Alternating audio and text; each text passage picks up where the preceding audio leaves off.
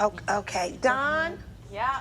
it's the language line to translate. Oh, Jesus, thank God. Okay, when can they come down? Right. Oh, they said they can't send someone until tomorrow. This cannot wait. We need to take care of this right now. Do not let them off the phone. See if maybe we can just tell them what she's saying, and then they can translate it for us. We're gonna try to tell you what she's saying. Okay. Mahoba chinyam. Mahoba chinyam. Mama hoba chinyam. Mama hoba chinyam. He says that doesn't mean anything. Come in chinyakin.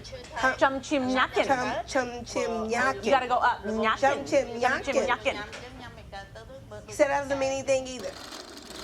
So obviously interpretation services are important in the healthcare setting. And I'm just going to start out by saying that interpretation for important health decisions should never be done via an app, nor should they probably be done via another person over the phone like we saw in the video. Translator apps should also not be used for important educational decisions, like for an IEP, for instance. However, the Microsoft Translator app does have implications to help limited English proficient students as part of a sheltered instruction practice so that they can better access the content. It can also help informally for parent conversations and parent connection. So we'll explore both of those options. So, what is sheltered instruction? According to Freeman and Freeman, it's an instruction approach used to make academic instruction in English understandable to limited English proficient students. Some strategies might be physical activities, visual aids, or the environment. These can all help students build CALP, which are cognitive academic language proficiency skills. Some examples of words that might be considered CALP are fable, wicked, and vermin, which you can use pictures to help increase understanding as well. That's one aspect of using a visual, but you could also use the talk to translated text or text to translated text. So the first thing I'm going to do is show what the app looks like. So you can see it here on the screen. It's the green app that has the A and the arrows and then a symbol of some sort, and it's called Translator. So that's what it looks like if you're searching for it in the App Store, and it is a free app. And so I'm going to click on it, and this is what it looks like when it opens up. So you can see that it's pretty simple, not visually overwhelming. We'll go first to look at the list of languages that are supported, and you can see here too they have a really helpful FAQ page. Some important things about the app is that it does not work offline, so you have to have an internet connection in order to use it. And then we'll talk about some of these other features later, but for now we're going to go down here and find the list of languages that are supported through this app. And so you can see here all the different languages. They have different capacities. Each language has a different capacity. So almost all of the languages are available for text translation, but some of them also have speech, which we'll look at, multi-device conversation, which we'll look at as well, and then an image feature. So, and then you can see if they're available for text to speech. So text to text is available for almost all of them, but some of them you can do text to speech as well, and you can play the message in whichever language you're translating to. So you can see the list of languages is pretty comprehensive and really convenient if for some of the lower frequency languages that might be difficult to find translators for. So that is what the languages in the FAQ page look like. And so then we'll go back to our app here. And on this front page, you'll see at the bottom, I have it set to do English to Spanish. And there is a camera function, which we'll explore. There's also this microphone. And this microphone has stars by it, which means that I could push the microphone and start speaking in English or Spanish, and it will recognize what language I'm using and translate it to the other language. If you see two, like for instance, we'll change our language here from Spanish to Vietnamese, and you can see there are now two microphones. So if you want to speak in English, you have to push the microphone that's next to the English box, and for Vietnamese, push the microphone that's next to the Vietnamese box, and then we'll switch it back to Spanish so we can keep looking. And then there's the keyboard here, which you can use to type in a translation as well. So we're going to start with the voice option. So I'm going to click the microphone here and say one of our words from our list, the CALP list that I mentioned, some of those cognitive linguistic proficiency words that might come up in a lesson. So I'll click this and we'll do the word, let's do the word wicked. Wicked. And so then you can see I hit end when I was finished speaking, and it translated the word to malvado. I can play it. I can also copy it if I want. I can favorite it if it's a word that I use often. And I can also bring up the like the bigger text version. So if I had multiple words, this feature might be helpful. So yeah, so this would be helpful in a classroom. You can see if a child has a word that they see on the whiteboard that they're not sure of, they can type it in English, and it would be very easy to see the translation to their heritage language. So that's one of the cool features, the voice to text.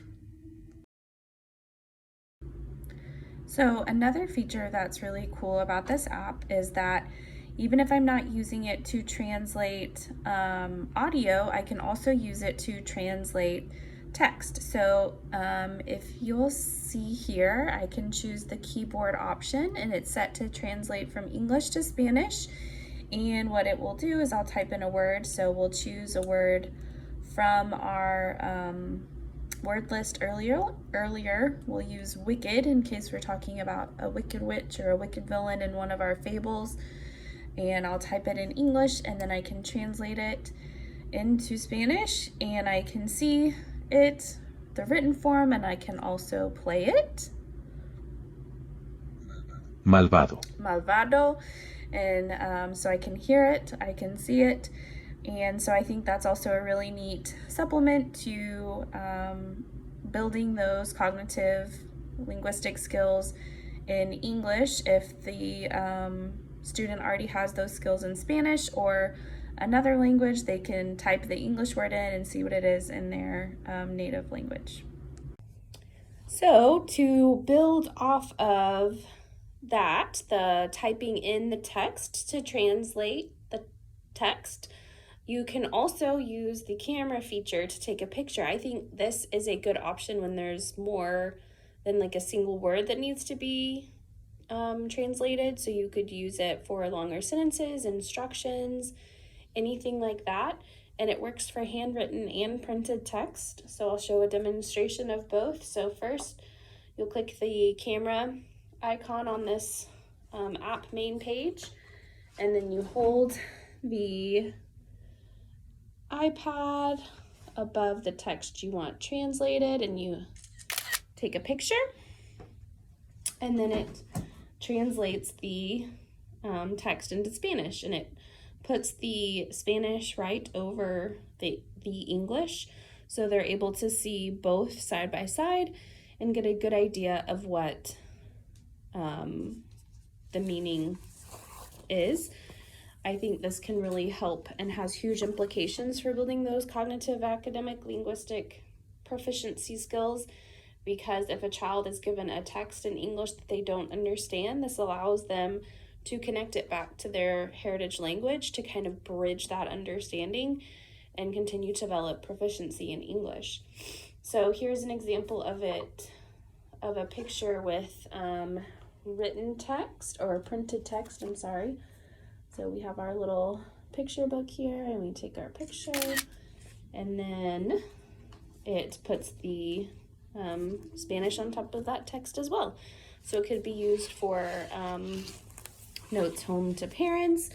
You could easily, as a teacher, take the translated, write a note home to a parent, use this to translate it, and then send the photo on to the parent. Again, I don't recommend it if it's something really important like behavior, legal, anything like that. But a note of like, so-and-so did a great job today, or don't forget about the assignment next week, or something like that. I think this would be a really good way to build those connections with parents as well. Okay, so we have gone over the voice to text feature, the text to text feature, and then the text to text feature of the Translator app.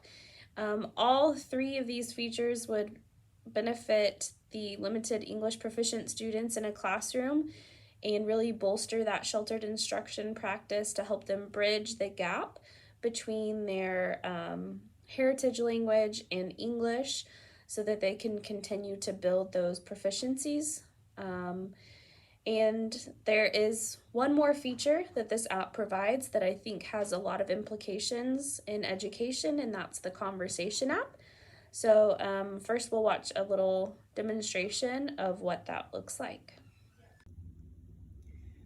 Okay, so we've got the conversation portion of the app up, and Ruby is set to English and I am set to Spanish, and we're gonna see how it live translates during the conversation option. So we're gonna go ahead and start a meeting here. So Ruby is starting the conversation, and then I have it set on Bluetooth to where it shows up the most recent or a nearby meeting, and I can just hit join. And so now I've joined the conversation.